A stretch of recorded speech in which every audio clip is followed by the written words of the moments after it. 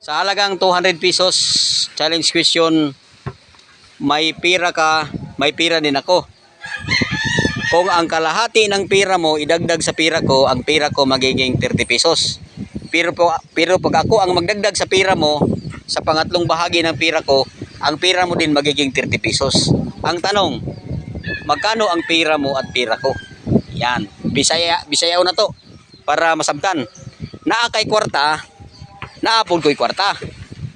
Kung ang katunga sa imong kwarta, idugang sa akong kwarta, ang akong kwarta mahimong 30. Pero kung ako ang mudugang sa imong kwarta, sa ikatuluro nga bahin sa akong kwarta, ang imong kwarta mahimo pong 30. Ang pangutana, pilay imong kwarta o pila po akong kwarta? Kana. Yan, challenge question sa halagang 200 pesos. Ha?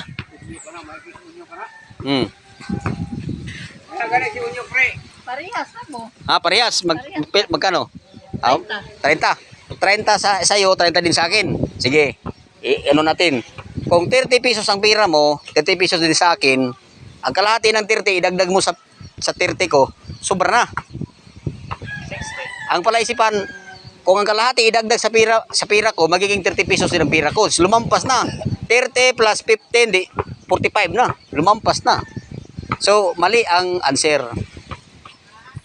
Kailangan talaga mag-match. 15. Sa akin pila?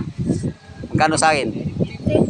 15. 15. Ang kalahati ng 15, 750. Idagdag mo sa 15 ko, magkano lang? 2250. So, mali na.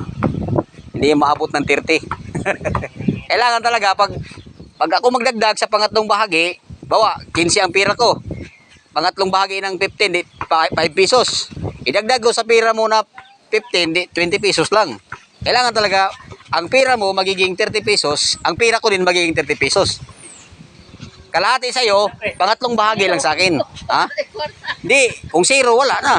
Mas lalong lumabo. Patas mo, tag 15 ang Yan ang pinakamahirap. pira. Mga tatlong buwan na siguro yan sa challenge question ko na sa Facebook, wala pang nakasagot. Ang nakasagot lang dito sa Santo Niño, dalawa lang. Si Gudo Kakilala o si Engineer Kulaw. Yan lang ang nakasagot. The rest, kailangan kasi kinahanglan kasi yung calculator na siya kung kuan. Imong tanaw ba, imong focus nimo. Kay